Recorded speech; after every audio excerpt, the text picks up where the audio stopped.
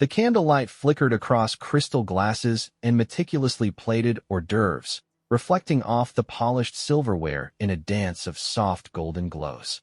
Stephanie moved through the room like she owned it, because, in a way, she did. Our home was her stage tonight, and she was putting on the performance of a lifetime. The dining room was full of laughter, a curated playlist humming gently in the background, the scent of her signature lavender vanilla candles wafting through every corner. I stood just behind her, close enough to smile for photos, but far enough to feel like I didn't belong in this version of our life. Our marriage is progressive, Stephanie declared with the kind of confidence that didn't invite disagreement, her voice lilting with faux humility and charm. We've moved beyond the constraints of monogamy. We're open, we're honest. We've grown. A few of the guests nodded politely, some curious, some skeptical. I caught the way Vanessa from her yoga class raised her brow slightly before sipping her wine. She wasn't buying it, but Stephanie didn't care. She was too busy being admired. "And you're okay with it?" someone asked, a man I didn't recognize, another one of her curated social imports. I swallowed a sip of my whiskey and nodded. "Yeah," I said simply. "It works for us." But that wasn't the truth. It wasn't that I didn't love Stephanie. We'd been married for 7 years. She was my lightning bolt, the woman I fell for during a gallery crawl in Chicago, high on wine and reckless youth. But lately, it felt like she'd been falling for herself, piece by piece, more than she had ever truly fallen for me. She wanted to feel alive, she'd said. Wanted something more raw, more real. "It's just sex," she had told me weeks ago as we lay in bed, her hand resting flat on my chest like a weight. "Not love. We're secure enough for this." I'd nodded then too, mostly out of loyalty, partly out of fear, because deep down, I wasn't sure who I was without her. Now, as the guests sipped champagne and she basked in their admiration like a queen regaling her court, I realized something.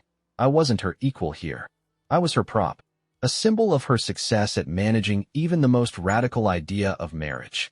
She spoke about freedom like it was a currency she had earned and distributed at will. She had chosen her partner weeks ago, some actor from her experimental theater group. I didn't even know his last name, but I saw the way she looked at him, even across the table tonight when he laughed too loudly at her stories. "So who would you choose?" Vanessa asked, her lips curling into a curious grin.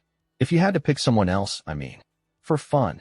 There it was, the question hanging in the air like smoke. I turned toward Stephanie, letting the silence drag for just a second too long. Her smile faltered, not enough for anyone else to notice, but I caught it. "I don't know," I said, my tone playful, masking the undercurrent of something harder. "Maybe someone unexpected. Someone powerful." "Oh." Stephanie's voice was just a touch too high, too sweet.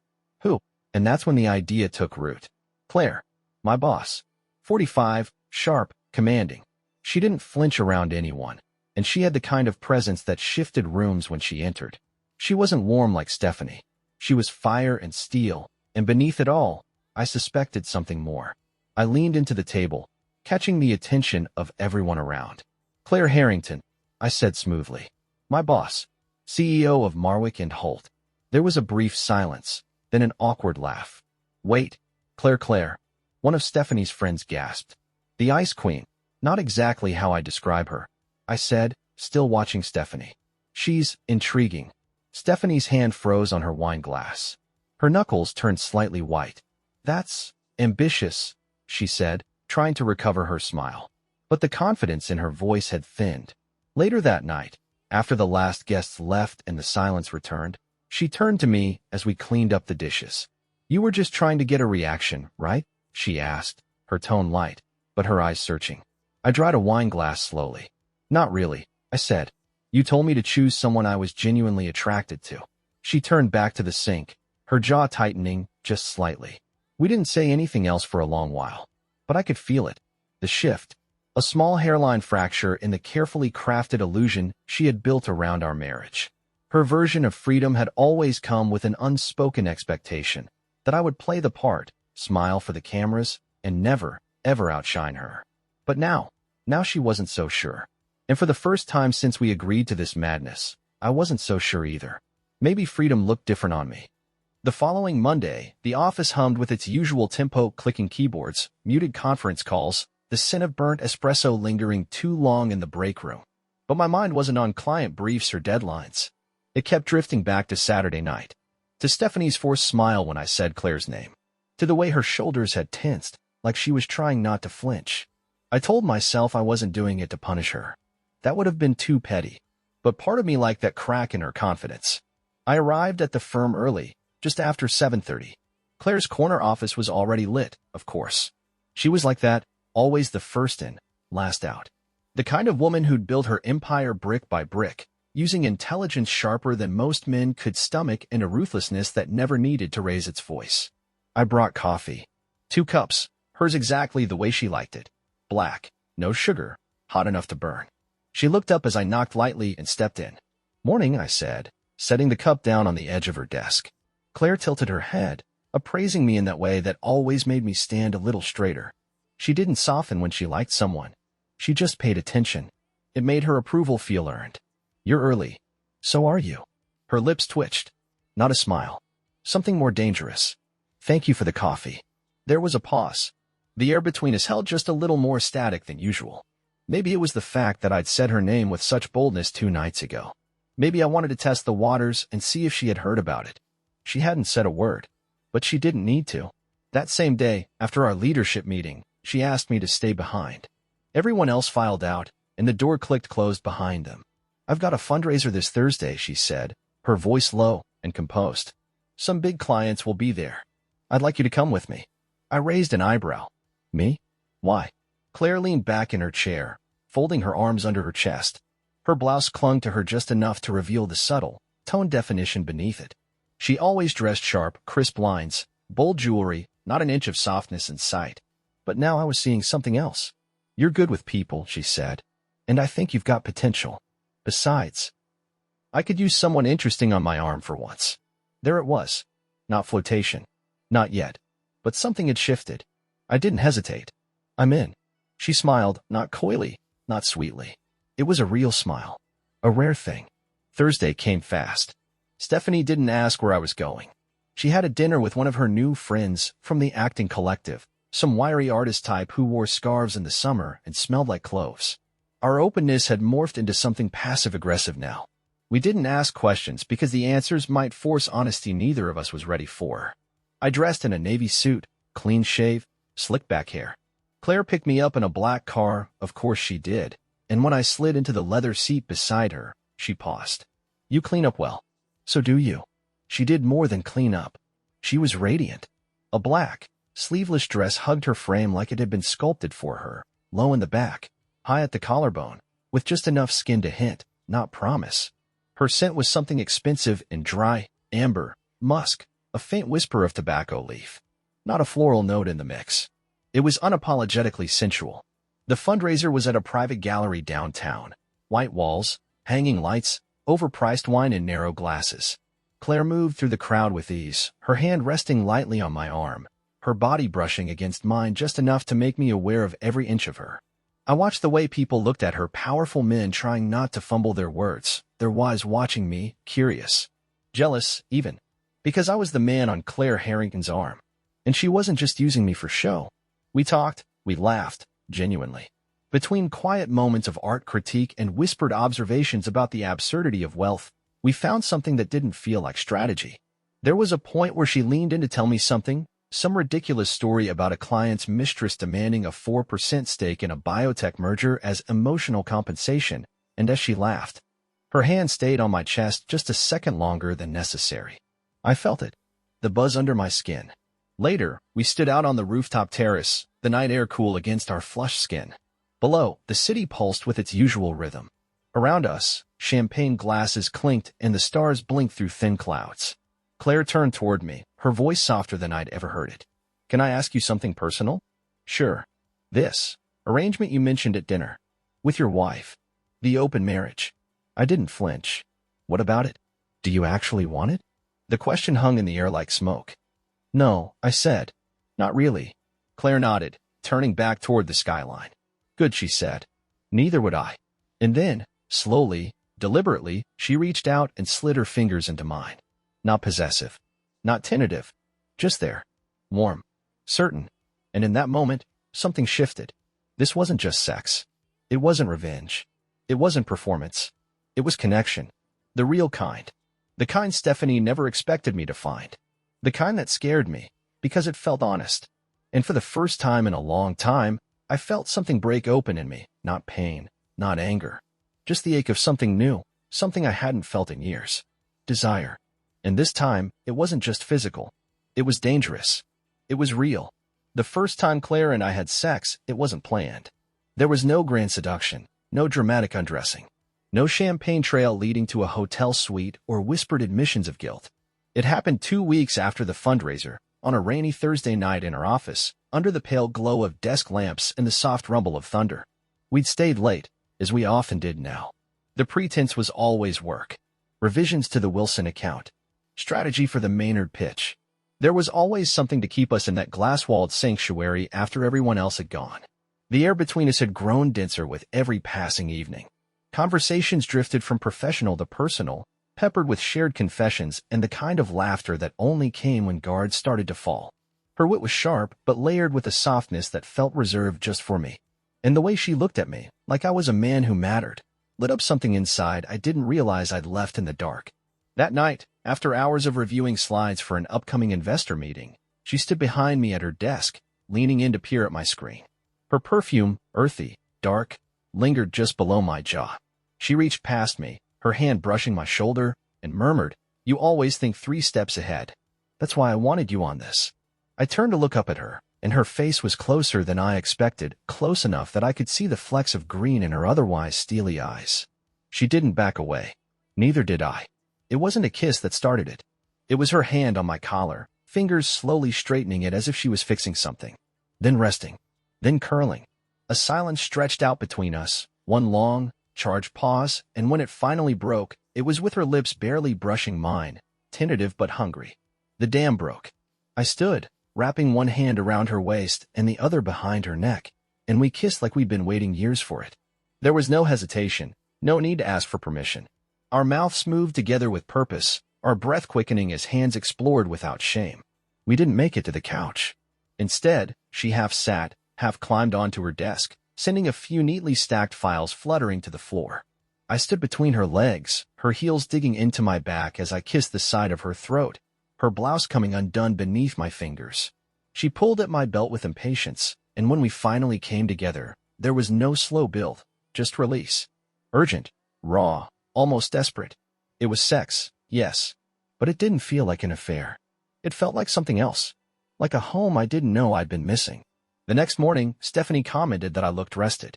We sat in our kitchen in that strange, familiar silence that had come to define our mornings. She poured almond milk into her coffee, scrolling through her phone without meeting my eyes. "Your boss really has you working hard," she said absently. I didn't answer. Because yes, Claire had me working harder than anyone had in years. Just not in the way Stephanie assumed. That weekend, Stephanie asked if I was interested in trying something new with a couple she'd met at her improv group. "They're both married, but, you know," she said, stirring her tea, "they've done this kind of thing before. It could be exciting." I looked at her, really looked, and realized for the first time that this was all just performance for her. This progressive marriage, this openness, it was theater.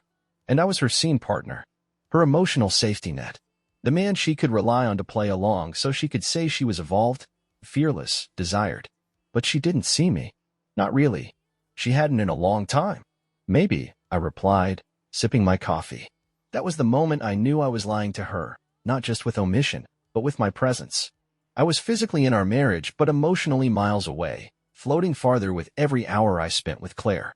Claire and I started meeting outside the office. Quiet bars. Hotel lobbies. That beautiful, private cabin she owned in the hills west of the city. She never called them dates, and I never asked what this was between us. We didn't need definitions. But somewhere between the third night in her cabin, where we'd cooked dinner together, shared stories from childhood, and ended the evening tangled in blankets on the floor, in the morning she reached over, kissed my forehead, and said, "I feel like I can breathe when I'm with you." Something changed. It wasn't just about sex anymore. Not even close. She knew how to touch me, not just my body, but the raw, unguarded parts of me I'd buried in compromise. She asked questions Stephanie never did. She remembered the name of my first dog. She wanted to know the things that kept me up at night. and I wanted to tell her. One night, as we lay in her bed with the city lights painting streaks of gold across our skin, she traced a line along my ribcage and asked softly, "Does your wife know you're lonely?" I didn't answer. Because yes, she did. And she didn't care. Back at home, things were shifting. Stephanie had stopped making suggestions. She didn't bring up the couple again. She didn't flirt the way she used to with her theater flings. She stopped pretending. Because she saw it now. The change. The light in my eyes when I walked through the door. The calm that wasn't forced. The occasional, involuntary smile that crossed my face when I checked my phone. Claire was seeping into me, slowly but surely. And Stephanie, who had thought she could control the openness, curate the boundaries, direct the scenes, was starting to realize something terrifying. She wasn't the main character anymore. And she couldn't handle it. Stephanie didn't bring it up right away. For weeks after the fundraiser, she played her part. Smiling. Floating. Still hosting her wine nights and weekend brunches, still name-dropping actors and progressive authors she'd never finish reading. But I knew her too well. The longer she didn't ask about Claire, the more certain I was that she was obsessed. I caught her one night sitting on the edge of our bed with her laptop open, her screen angled slightly away. She didn't notice me watching as her fingers flew across the keys, her face taut, eyes narrowed. I caught a glimpse of Claire's name at the top of the browser. LinkedIn. Some blog post Claire had written years ago about leadership and intuition. I said nothing, because I wanted her to sit with that. The irony of it all was that Stephanie had encouraged this, had pushed for this. She was the one who told me we should open the marriage. She was the one who insisted sex could be separate from emotion. It's just the body, not the heart, she said one night months ago, curled on the couch with a glass of Pinot and her legs thrown across mine. But she never expected me to find someone like Claire. Someone who didn't just fuck me, but saw me. It wasn't until we were driving back from a mutual friend's housewarming party, a night that had been painfully awkward with her clinging to my arm like a second skin, that she finally broke. The silence in the car was loaded. Stephanie stared out the window, her jaw tight, her fingers drumming on the armrest. "Are you seeing her?" she asked, her voice barely louder than the hum of tires on asphalt. I didn't answer right away. "She's my boss," I said, watching the road. "That's not what I asked." I sighed, fingers tightening on the steering wheel. "You wanted this. You said. I didn't think you'd fall for someone like her." Her voice cracked at the edge of her words, tiny, trembling fissures in the carefully controlled tone she usually weaponized so well. "She's cold," Stephanie went on, laughing bitterly. "Detached. She wears suits like armor and talks like a press release. That's who you want now." I pulled the car over, turned to her. "She's not cold, Steph. She's honest. With herself. With me. Something you haven't been in a long time." The words stung more than I meant them to, but I didn't walk them back. I couldn't. Stephanie shook her head, blinking rapidly. "So this is real, then? You're, what, in love with her?" That question hung in the air like smoke. "I don't know," I said, my voice low.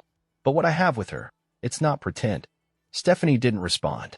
She just stared at the windshield, her chest rising and falling in shallow breaths. We drove home in silence. The next few days were filled with the kind of fragile politeness that couples use to hide a bomb ticking under the surface. We exchanged pleasantries. We cooked dinner. We asked about each other's day. But the tension in the air made every touch, every word feel like a lie. Then came the night of her dinner party. Another performance. Another illusion. She wore a red silk dress, low-backed and risky for someone who once claimed elegance is restraint. Her makeup was flawless, her laughter too loud, her stories about our marriage just a little too glowing. To the outside world, we were fine. Better than fine. "We've just learned how to evolve," she told her guests, smiling over a glass of champagne. "Intimacy doesn't have to look like it used to." Her friends clinked glasses. I smiled through gritted teeth. But Claire's name never came up. Not once. She couldn't say it out loud. And that silence said more than anything else. Later that night, after everyone left and the candles had burned halfway down to wax puddles, Stephanie stood barefoot in the kitchen, her dress unzipped halfway as she poured the last of the wine into her glass. Her eyes were glassy, her lips trembling, not from alcohol, but from something deeper. "You embarrassed me," she said softly, her back to me. "What?" "At dinner. You weren't present. You didn't even look at me." "I looked at you," I said, taking a slow step closer. "And I saw someone who's still pretending this is all a game she can control." Stephanie turned, her voice cracking. "This isn't how it was supposed to go. You were supposed to explore, sure, but not connect. Not like this. She dropped into one of the bar stools, cradling her glass. I just wanted us to be ahead of the curve. I wanted us to be that couple everyone envied. So we're a brand now? I asked, half laughing. Is that what this was about for you? I didn't expect to lose you. She looked up at me finally, really looked. And for the first time in what felt like years, I saw the real her beneath all the curated confidence. Vulnerable. Frightened. Crumbling. I didn't mean to push you away, she whispered. I stepped forward, not to comfort her, but to be clear. You didn't just push me, Steph. You walked me to the edge and dared me to jump. And I did. A long silence. Then, barely audible, she said, I want to close it again. The marriage. I don't want this anymore. I let that sit between us. I don't think you get to unring that bell. Her eyes filled with tears. So that's it. I don't know, I admitted. But I'm not sure I want to come back to something that only works if I'm always playing your version of me. She stood abruptly, wine glass clinking against the counter. You're choosing her over us? No, I said. I'm choosing me for the first time in years. Stephanie stood frozen for a long moment before storming down the hall, her heels clicking angrily against the tile. The door to the bedroom slammed behind her a second later, and I just stood there, surrounded by the remnants of a dinner party that no longer meant anything. Because the truth was simple now. The facade was broken, and nothing we had could survive in the light that now poured through those cracks. It started small. A sideways glance in the hallway. A smirk that lasted too long. The slight hush that fell when I walked into her room. At first, I didn't think much of it. Offices like ours thrive on gossip, the high-stakes world of finance mixed with just enough pent-up ego to make even the smallest rumors grow legs. But this was different. This wasn't the usual talk about bonuses or departmental reorgs. They were talking about Claire and me. It was the way Melissa from HR looked at me when I passed her desk. The way Devin, one of the junior analysts, smiled knowingly when I mentioned I had a late meeting with Claire. Like I was part of some office legend now, only this one came with whispers behind closed doors. At work, things were no longer clean lines and structured authority. Now everything felt like it had layers. Claire and I had tried to keep our connection discreet. She never once acted differently in meetings, never gave any public indication of favoritism or flirtation. But people noticed. The extra time we spent together. The lingering eye contact. The quiet lunches that lasted just a little too long. And Stephanie? She'd begun to lash out in small, cutting ways. Passive-aggressive texts. Subtle jabs in conversation. Don't forget to tell your boss good night, too, she said once as I kissed her cheek on the way out the door. Or is she tucking you in herself these days? The sarcasm bit harder each time. What she didn't know was that Claire and I hadn't slept together again since that first night in her office. We hadn't needed to. There was a gravity between us now that ran deeper than sex, something emotional, something intimate that didn't require the physical to validate it. But that just made it worse. Because I was starting to feel more seen in those quiet, shared moments with Claire than I ever had in the years of comfortable, performative routine with Stephanie. At home, the atmosphere was unbearable. Stephanie's guilt had morphed into volatility. One moment she was attempting tenderness, suggesting vacations, asking to go out for dinner, touching my hand across the table like old times. The next, she was snapping, accusing me of emotional abandonment, of running away with someone who didn't even know me the way she did.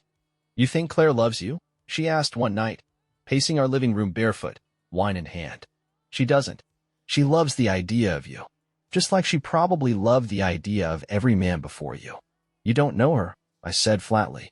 And she doesn't know you. I didn't respond. Because Claire did know me. She knew about my childhood. The scars I never mentioned. My fear of becoming irrelevant. She remembered details, asked questions, gave space when needed, and presence when I didn't know I needed it. Stephanie used to do that. But that was a long time ago. Now, her emotions had turned into performance art, crying without tears, arguments without substance, pleas without sincerity. I didn't say it out loud, but I had begun to resent her for forcing us down this path. She lit the match. She just never expected to get burned. At the office, things reached a boiling point during a monthly strategy meeting. I was presenting next quarter's development roadmap when I noticed Claire watching me with that quiet, measured look she always wore in public, admiring, but unreadable to anyone who didn't know her. I felt grounded in it. Until the meeting adjourned and Thomas, a senior VP who never had a kind word for anyone under 40, clapped me on the back and whispered, I see why the Ice Queen's been melting lately. I froze. He walked away chuckling, unaware of, or maybe entirely aware of, the line he just crossed. Claire saw the interaction but said nothing until later, when we were alone in her office. "People are talking," she said, her eyes cool but not unkind. "I know," I replied, settling into the chair across from her. "Do you want to stop?" she asked. The question didn't carry anger. It wasn't a trap, just a choice. I thought for a long moment before answering. "No, but I also don't want this to ruin what you've built, or what I'm trying to become." She nodded slowly. Then, in a rare moment of vulnerability, she looked down at her hands. "I've worked too hard to let whispers define me. But you don't deserve to get pulled under because of me." "I'm not under," I said. "Not yet." She looked up at me again, something unspoken in her eyes. Something like fear, but also trust. At home that night, Stephanie was waiting in the living room. No wine this time. No dramatics. Just silence. And then, softly, "I don't want to do this anymore." She didn't mean the fighting. She meant the marriage. I thought I could be the kind of woman who allowed more. Who didn't need ownership to feel secure, she said, her voice tight with shame. But I was wrong. I can't be that woman. And I hate what this has done to me. To you. For a moment, all I could feel was relief. And then guilt. Because I'd already started leaving long before she said the words. "I'm sorry," I said. And I meant it. But not in the way she needed. "Do you love her?" she asked quietly. "I don't know. But I wanted to. More than anything." The next day, Claire passed me a folder across her desk, but her fingers brushed mine, lingered, and in that touch was everything we weren't saying. She looked at me and said, "Are you okay?" I nodded. She tilted her head, that signature calm in her voice. "We're getting close to something. You feel it too, don't you?" "Yes," I whispered. And I did. The ground beneath my life was shifting. And even though everything felt uncertain, for once, I didn't want to run. It was late on a Tuesday evening when Claire and I ended up in her apartment again. We hadn't planned on it. We'd both stayed late to finalize a presentation for the board. Tension had hung in the air for hours, not the kind bred of stress or fatigue, but the kind that had become familiar between us. That low, electric hum beneath conversation. The small glances held too long. The occasional brush of her fingers as she passed me a document, her touch lingering just a second too long. When the presentation was done and the office had gone quiet, she asked, "Want to grab a drink?" "Somewhere quiet." I followed her out without saying a word. And hours later, I found myself on her balcony, the skyline of the city glittering behind her like a stage set, her silhouette leaning against the railing, barefoot, with a glass of wine dangling from her fingertips. "You ever think about starting over?" she asked, eyes fixed on the lights beyond us. "All the time," I said. "Like actually starting over. Wiping the slate." I hesitated, my thumb grazing the rim of my own glass. "Only if it's with the right person." That made her glance over her shoulder. There was a beat, long enough to hear the sounds of the city below, muffled and distant. Then she said, "I could help you, if that's what you want." I turned toward her. "Help me how?" She stepped closer. "Help you find the version of you that's not weighed down by what you think you owe everyone else." And there it was. She'd always seen through me. Not just to the part of me that wanted her, but to the part that didn't want to pretend anymore. "I don't know who that version is yet," I admitted. She touched my chest lightly. "That's the point. You don't have to know. You just have to want to find him." Back home, Stephanie was unraveling.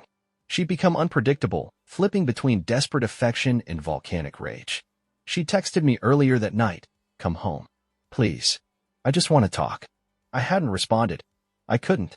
Because the truth was, I didn't have the energy to comfort the version of her who had created this mess and then resented me for following her lead. When I did get home the next morning, she was already awake, sitting on the edge of our bed like she'd been waiting for hours. Her eyes were red-rimmed but dry. She didn't cry anymore. She seethed. "So is she your savior now?" she asked. "That's what Claire is? Your fucking emotional rehab?" I didn't rise to it. "You're not mad I'm with her," I said. "You're mad that I chose someone who wasn't you." Stephanie stood up, pacing like a storm about to break loose. "I gave you freedom. You took it and ran off like a teenager." "No," I said. "You gave me a script. One where you stayed in control. You just didn't expect me to improvise." That was the moment it broke. Stephanie turned, voice raw. "I hate her. I hate what she represents. You're not the same anymore." "No," I said quietly. "I'm not. You think she cares about you." She snapped. "Once you're not new and exciting anymore, she'll toss you aside like everyone else. She's never treated me like a trophy. Neither did I." I looked at her. Really looked. Yes, you did. You loved the version of me that fit into your curated world. The plus one. The doting, loyal husband who smiled through everything. You loved the image of us. Her mouth trembled. I loved you, she whispered. I nodded. Maybe you did. But somewhere along the way, you started loving the brand more. She turned away, shoulders heaving in silence. I didn't follow. I couldn't play the role anymore. The next day, Claire found me in the conference room before our staff check-in. She closed the door behind her, leaned against it, and looked at me for a long moment. You okay? I nodded, though I didn't feel it. Tell me anyway, she said. I exhaled. I told her the truth. That we're not coming back from this. Claire's face was unreadable. You sure? I looked at her. Yes. She stepped closer, her voice low. She's going to say I manipulated you. That I pulled you away. That I made you feel things you didn't want to feel. She already has. And do you believe her? I took a slow step forward, close enough to feel the heat of her body. No. You didn't make me feel anything. You just gave me permission to admit I already did. She touched my face, barely a graze, and whispered, You're getting stronger. Not strong enough yet. That's okay, she said. You're not alone. For the first time in months, I felt steady. Not because of what she said, but because she didn't try to save me, she stood beside me while I saved myself. That night, Stephanie blew up. She called me 6 times, then left a voicemail so unhinged I had to sit down to listen to it. Her voice tore through my headphones, crying, yelling, accusing Claire of ruining her marriage, her reputation, her vision of what our life was supposed to be. She's nothing. Stephanie screamed through the speaker. She's a cold bitch who fucked her way to the top, and now she's going to take you and leave you with nothing, too. I didn't reply. There was nothing left to say. That version of Stephanie, the one who needed to be seen through the eyes of others, was breaking, and she had no idea how to be without that mirror. I ended up at Claire's again that night, not because I needed her body, but because I needed a place that didn't demand an apology for who I was becoming. We didn't sleep together. We lay side by side, her fingers resting lightly on my chest, her breath steady against my skin. You ever regret any of this? I asked into the dark. Sometimes, she said softly, but not for the reasons you think.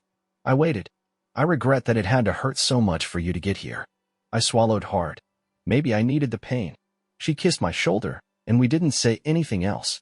Because that's what happens when you find the person who sees you through the storm. You don't need to perform anymore. You just breathe. Together. I don't know what I expected from that morning. Maybe silence. Or a note. Maybe she'd be gone entirely, left for her sisters in Vermont, or her therapist's office, or just somewhere far enough that she wouldn't have to watch this unfold. But Stephanie was in the kitchen, barefoot, pouring coffee like it was any other Wednesday. She didn't look at me when I walked in. Didn't speak. She just stood there in that robe I bought her for our 5th anniversary, the one she said was too soft to wear, her hair pulled up in a messy twist that looked more haunted than chic. I leaned against the door frame and waited. She finally broke the silence without turning around. You slept at her place again. It wasn't a question. I didn't answer. There was no point anymore. She turned, leaning against the counter with her arms crossed tight across her chest, the coffee forgotten beside her. You've made your choice, haven't you? I wanted to be gentle. I wanted to ease her down from whatever edge she was walking. But something in me had hardened. Not in cruelty. In clarity. Yes, I said. She stared at me for a long moment. Her eyes shimmered, not with tears, but with the unbearable rage of being replaced, of being wrong. Of losing control over a story she thought she had authored from the first page. I gave you permission to explore, she said, her voice trembling, brittle. But that wasn't an invitation to leave. You didn't give me anything, I replied, stepping into the room. You gave yourself freedom. You assumed I'd just keep orbiting you no matter how far you drifted. She laughed then, a hollow, bitter sound. You're so self-righteous now. So enlightened. What is she feeding you?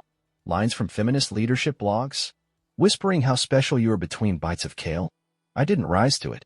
You don't know her. And you don't know me anymore. That, I didn't deny. Because it was true. The woman in front of me wasn't the one I fell in love with in that cramped bookstore years ago. The woman who used to write poetry in the margins of her textbooks, who danced barefoot in the kitchen at 2 a.m., who once cried watching a documentary about whales. That woman had been gone for years. Maybe she grew out of that skin. Maybe she just put on so many layers to impress the world that she forgot what it felt like to be seen naked, emotionally. I mean. Now, she wore image like armor. And I couldn't love a projection anymore. I'm filing, she said suddenly, her voice flat. I didn't flinch. Okay. Her jaw tightened. She wasn't expecting me to accept it so easily. Maybe she thought I'd beg, or at least pause. But I had nothing left to argue for. No script left to read from. So that's it, she snapped. You're just walking away? After everything we've built? I stepped closer, not out of threat, but out of respect. I wanted her to hear this, not as a lover or even as a husband, but as a man who finally found his voice. We didn't build this, Stephanie. We curated it. We staged it. And somewhere along the way, we forgot to actually live inside it. I let the silence settle before continuing. You asked me to choose. And I am. She scoffed. Of course you're choosing her. No, I said. I'm choosing me. Claire just happens to be the one who reminded me I was worth choosing. Claire didn't say much when I told her. She simply opened the door to her apartment, let me in, and closed it softly behind us. I told her, I said. And? She asked, setting her phone on the counter, her eyes fixed on me. She's filing. Claire nodded. There was no smile. No gloating. Just quiet understanding. You okay? I sat down on her couch, suddenly aware of how heavy my limbs felt. I don't know.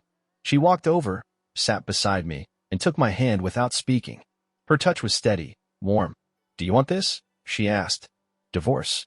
No, she said. This. Us. Me. Not as a fantasy. As something real. I looked at her, at the strength in her eyes, the vulnerability just beneath. Yes, I said. I want the version of my life that doesn't feel like a constant performance. Claire exhaled slowly, as if she'd been holding her breath since the day we met. Then we'll build that. Slowly. Carefully. No roles. No scripts. Just like that. No grand declarations. No fireworks. Just the promise of something real. Stephanie didn't go quietly. In the days that followed, she tried everything: guilt, manipulation, even kindness. She left notes. She sent photos from the past. She reminded me of trips we took, books we shared, songs we once danced to at 2 a.m. And I mourned those moments. Truly. But love isn't a scrapbook. And I was tired of trying to glue myself back into a version of the past that didn't fit anymore. When she showed up at my office unannounced, Claire was the one who intercepted her. I didn't know about it until afterward. Claire simply walked into my office, closed the door, and said she was here. My stomach dropped. What happened? She accused me of stealing her husband, of ruining her image, of sabotaging her story. I sighed, running a hand through my hair. I'm sorry. Claire stepped closer. Don't be. What did you say to her? I told her the truth, Claire said calmly. That you were never hers to keep. That she lost you long before I ever touched you. There was a long pause. Then, Claire whispered, she hates me. She hates herself more. Claire nodded, as if that pain wasn't new to her. She's not going to let this be clean, I said. No, Claire agreed. But we will be. And in that moment, I realized something. This wasn't just about choosing someone else. This was about finally choosing honesty, even when it cost everything. Stephanie had always been a master of appearances. Dinner parties, curated social media posts, the effortless elegance she projected when walking into a room. She could spin anything. Our life together was part of that illusion, woven tightly around dinner tables and couples retreats, filtered photos and filtered conversations. But when everything finally collapsed, it wasn't with a bang. It was with the slow unraveling of a woman who realized her audience was no longer clapping. It began at brunch. She met with her friends, 3 women she'd known since her days in theater school, all of them equally obsessed with status and aesthetics. Normally, they'd hang on her every word, eager to soak in the latest progressive revelation she could serve with her bottomless mimosa. But this time, something was different. One of them, Alyssa, asked the question, "So, how's the open marriage going now?" And Stephanie cracked. She didn't mean to. I'm sure she wanted to spin it, to turn the narrative back in her favor. But under the weight of her own exhaustion, the act finally slipped. I made a mistake, she whispered into her glass. The table went quiet. I thought I was being modern, bold. I thought, if I let him go a little, he'd stay. That I'd look brave for offering freedom. And, Alyssa asked carefully, I lost him. She laughed, bitter and breathless. I lost him to someone who wasn't afraid to actually feel. No one responded right away. Later, I heard about it secondhand, from a friend of a friend who'd been there, who texted me. She broke down. She actually said she admired Claire. Said you looked happy. Real. said she never expected to be the one left behind. And that's when I knew. Stephanie finally understood. Not just what she'd done, but what she'd cost herself. Meanwhile, Claire didn't push. In the days following the fallout, she didn't ask for more than I could give. She didn't push for declarations or romantic certainty. She gave me space, structure, steadiness. She helped me find an apartment, small, quiet, close to the firm but far enough from the old life that it didn't haunt me. She offered to help with the logistics of the separation, lawyers, paperwork, financial breakdowns, but always asked, "Do you want this from me as your partner or as your friend?" And that's what made it so different. She didn't rescue me. She walked beside me. She never tried to hold my pain for me, but she never let me carry it alone, either. One night, as I packed a final box from the old house, she sat cross-legged on the floor of my new place, sipping wine from a paper cup while watching me sort through the last of my things. "You okay?" she asked, that same gentle steadiness in her voice. "Not really," I admitted. She didn't flinch. "Good. Means you're not numbing it anymore." I laughed, hollow and grateful. I forgot how to feel anything for a while. Claire met my eyes. "You didn't forget. You just spent too long pretending." I crossed the room, sat beside her. "What if I'm still pretending even now?" She tilted her head, brushed a thumb across my jaw. "Then keep pretending until it feels real again. I'll still be here when it does." The final confrontation with Stephanie was quieter than I expected. We met at the lawyer's office to sign the separation agreement. Her face was drawn, but composed. She looked like someone who had spent weeks crying in private and was now clinging to whatever pride remained. "I'm not going to drag this out," she said. "We've already lost enough." I nodded, keeping my voice steady. "Thank you." She hesitated before leaving. "I did love you, you know," she said. "I know," I replied. "I loved you too." Another pause. She almost smiled. "But not like you love her." I didn't answer. She didn't need me to. That night, I stood on the balcony of my new apartment, watching the city breathe beneath me. Lights flickered like tiny heartbeats. Somewhere down the block, music played softly from an open window, jazz, smoky and low. Claire joined me, arms wrapped around her chest, hair pulled back, barefoot and beautiful without trying to be. She leaned against the railing beside me, quiet for a while. Then she said, "You did it. It doesn't feel like victory." "That's because it's not." She turned to me, her expression soft. "It's freedom. It just happens to hurt like hell at first." I reached for her hand. She took it without hesitation. We stood like that for a long time. No words. No performance. Just the silence of a life finally free of illusion. And the beginning of something real. The first morning in my new apartment was silent. No clattering dishes. No podcast murmuring from the kitchen. No passive-aggressive sighs or the rustle of silk ropes. Just stillness. I stood by the window with a mug of black coffee. No cream, no sugar, just something bitter and real. The city stretched before me like a living thing, humming softly, pulsing with the promise of everything I hadn't yet figured out. This wasn't freedom the way I once imagined it. No wild bachelor renaissance, no champagne-fueled nights or reckless abandon. This was quieter, more sober, more grounded. A kind of freedom that didn't taste like revenge but like exhale. Claire came by around 10, dressed down in jeans and a soft white sweater, her hair in a loose ponytail that somehow made her even more captivating.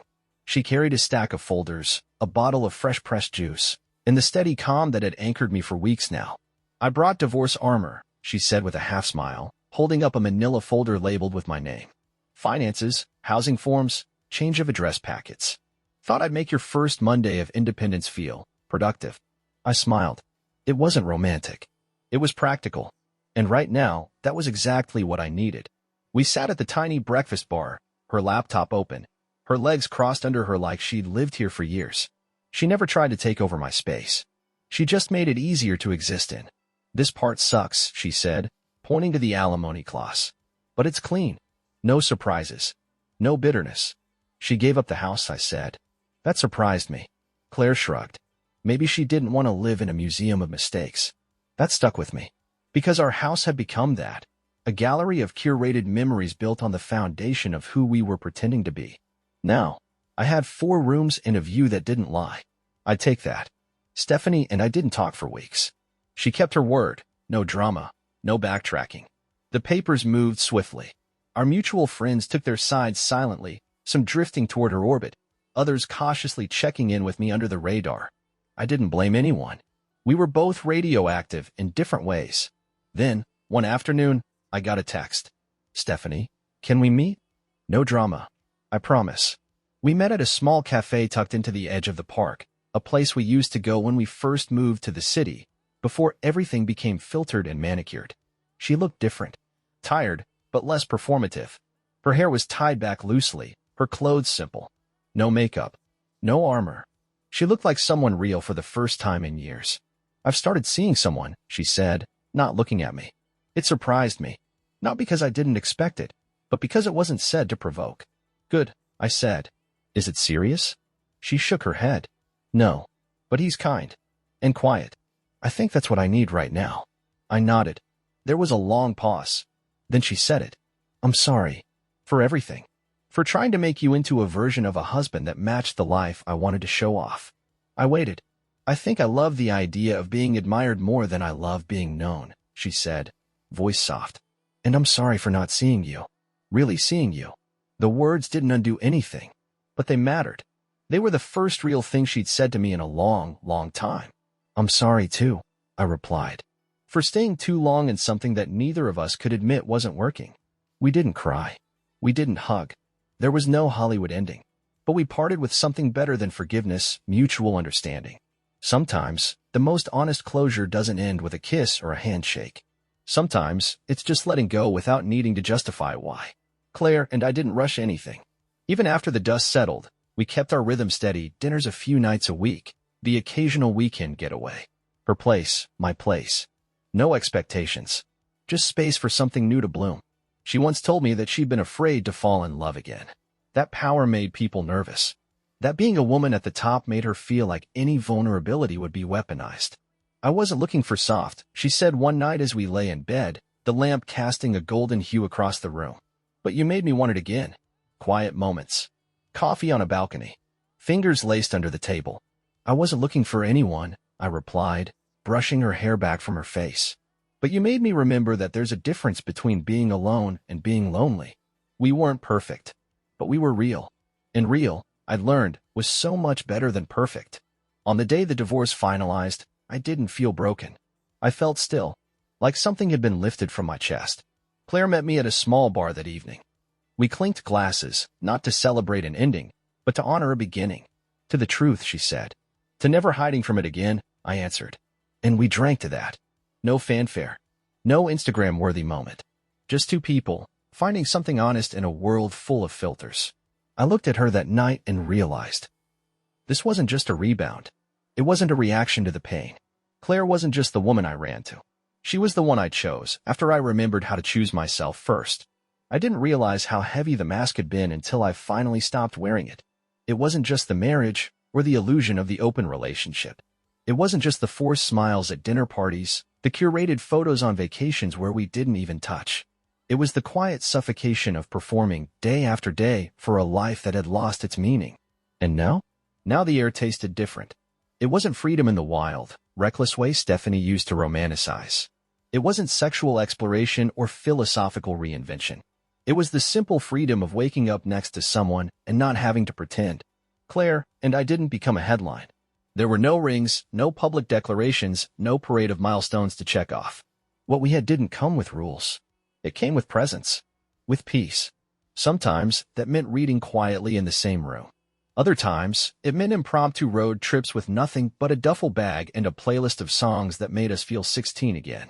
We argued, sure. We disagreed. We triggered each other. But it was different. There was no scorekeeping, no strategic silence. We fought because we cared, and we stayed because the connection wasn't conditional. It was real. One morning, as we lay in bed, the sunlight just beginning to creep across the floor, Claire turned to me with that calm she carried like second skin. "Do you ever miss her?" she asked softly. I knew what she meant. Stephanie. The life we had. The version of me I used to be. I thought about it for a moment. "I don't miss the marriage," I said. "But I do miss the version of myself that thought love was supposed to be about endurance." She raised an eyebrow. "You don't think it is?" "Not in the way we were doing it. We were surviving each other. That's not the same as loving." Claire nodded. "No, it's not." I turned toward her. "What about you?" You ever miss the version of you that didn't let people in? She smiled soft, real. Sometimes, she said. She was easier to protect. But she was also very, very lonely. We lay there in silence, the morning stretching out in that sacred, quiet way that lovers understand, the kind of silence that doesn't need to be filled. Stephanie and I eventually found something like peace. We still passed each other in the city now and then, at mutual friends' gatherings, at the occasional gallery showing she still insisted on attending. We even shared a drink once, purely accidental. No hostility, no flirtation, just two people who had outgrown each other. She seemed better, softer, somehow. She'd started working for a nonprofit, teaching theater to kids in underserved schools. She wore less makeup now, laughed more naturally. When I saw her, I didn't feel anger or longing, just a kind of wistful acknowledgement. We had loved each other once. But the truth was our marriage had been a well-decorated prison, and we both had to break it open to learn how to breathe again. There was one night, months later, when Claire and I were out at a quiet dinner on the coast, sipping wine by the window while the waves crashed just beyond the glass. She reached across the table and took my hand, her fingers warm against mine. "I love this," she said. This us, she said. No audience, no script, just honesty. I squeezed her hand gently. "I spent years building a life that looked perfect from the outside," I said. "But this, right here, is the first time it's ever felt like mine." She smiled, and I knew we'd both arrived at something we hadn't dared to name before. Peace. Not the peace that comes from escape. The kind that comes from alignment. From living as we are, not as we're expected to be. If you're reading this, maybe you're in the middle of it yourself. Maybe you're wondering if staying silent is loyalty or if leaving is selfish. Maybe you've convinced yourself that playing a role is easier than disappointing the audience. Let me tell you this. The world doesn't need your perfect marriage. It needs your honest one, or your honest breakup, or your honest self, even if that means starting from zero. Don't settle for love that only works on paper. Don't become a supporting character in someone else's performance. You owe it to yourself to live a life you don't have to rehearse for. For me, it took losing the illusion to find the truth. And now? Now I wake up beside someone who loves the man behind the curtain. No stage, no spotlight, just me. And that's more than enough.